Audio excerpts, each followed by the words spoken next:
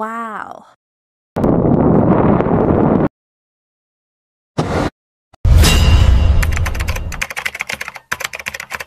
Hello guys, আজকে অনেক স্কেটার চলে এসেছে, প্রায় 8-9 জন স্কেটার আজকে একসঙ্গে বেরোচ্ছি। বুঝতে পারছো কেমন ধামাকাদার ভিডিও হবে। মানে কৃষ্ণনগর দিয়ে বেরিয়ে আমরা নবদ্বীপ ব্রিজ অব্দি যাবো।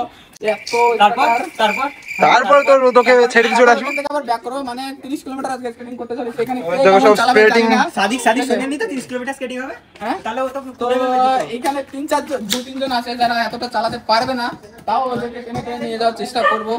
প্রবলেম নেই, ভিডিওটি সম্পূর্ণ দেখতে থাকো। যদি ভালো লাগে অবশ্যই করে সাবস্ক্রাইব করে দিও, আর ভালো না লাগলে আনসাবস্ক্রাইব, আর ভালো না লাগলে লাইক করে দিও। অনির্বাণ স্কেটার্সকে আনসাবস্ক্রাইব করো। তোর ভালো না লাগলে আমাকে করবে।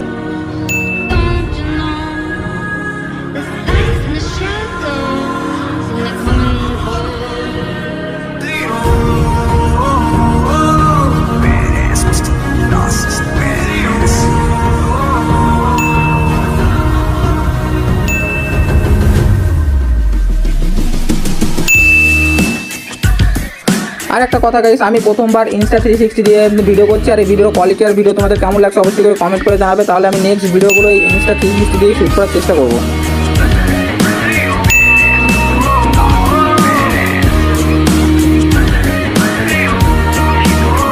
তো গাইস, এখানে রাস্তা খুবই খারাপ থাকার জন্য আমি বাইরে থেকে লিফট নিচ্ছি, আর পেছনে সবাই দেখতে পাচ্ছ একে অপরকে ধরে ধরে চলে আসছে। তো গাইস, আমরা এখন যেখানে স্কেটিং প্র্যাকটিস করছি এই জায়গাটি হচ্ছে NH34 এর পাশে। দেখো এখন যে জাম্প করবে তার একদম বাড়ির পাশে আমাদের অনুপ ভাই, আর এখানে আমরা সবাই মিলে প্র্যাকটিস করছি। আর তোমরা কমেন্ট করে অবশ্যই করে বলো যে কার জাম্পটি তোমাদের সব থেকে বেশি ভালো লাগলো। আর এখানে আমাদের সাদিক, যে কিনা মোটু ভাই নামে পরিচিত, সে এখানে স্কেটিং করতে গিয়ে একটি ফানি জাম্প তৈরি করে দিল। আর এরপর চলে আসলাম আমি, আর আমার জাম্পটি দেখো কেমন দুর্দান্ত হয়েছে, তোমরা নিজেরাই বলো গাইস। কিন্তু এখানে আমার বন্ধু টেডির জাম্প করে কোনো মতেই তার মন বলো না, তাই সে চলে গেল ওপেন রোডে জাম্প করতে। কিন্তু প্রথমে যখন সে 3টে বাম্পার উপরে জাম্প মারে, একটি গাড়ি এসে তার জাম্পটা পুরো বিগড়ে দেয়। আর তাই সে দ্বিতীয়বার আবার চেষ্টা করে, আর দ্বিতীয়বারে খুব সুন্দরভাবে সে 3টে বাম্পার পার করে গেল। আর এখানে তার শটগুলো নিয়ে আমরা চলে গেলাম স্পিড স্কেটিং করার জন্য। আর তোমরা যদি ভিডিওটি এখনো দেখে থাকো তাহলে অবশ্যই করে লাইক, কমেন্ট, শেয়ার করে দাও গাইস। সাবস্ক্রাইব করতে একদমই ভুলবে না। তো ভিডিওটি দেখতে থাকো।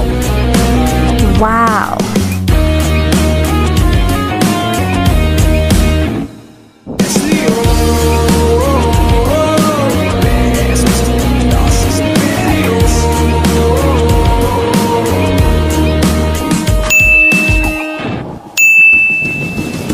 তো গাইস, এখানে আমাদের দাঁড়ানোর একটাই কারণ, সেটা হচ্ছে আমাদের যে পার্টনারগুলো আছে তাদের মধ্যে একজনের পায়ে কোনো কিছু একটা প্রবলেম হয়েছে, যার জন্য এখানে আমরা দাঁড়াতে বাধ্য হয়েছি যাতে সে স্কেটিং শুটা খুলতে পারে।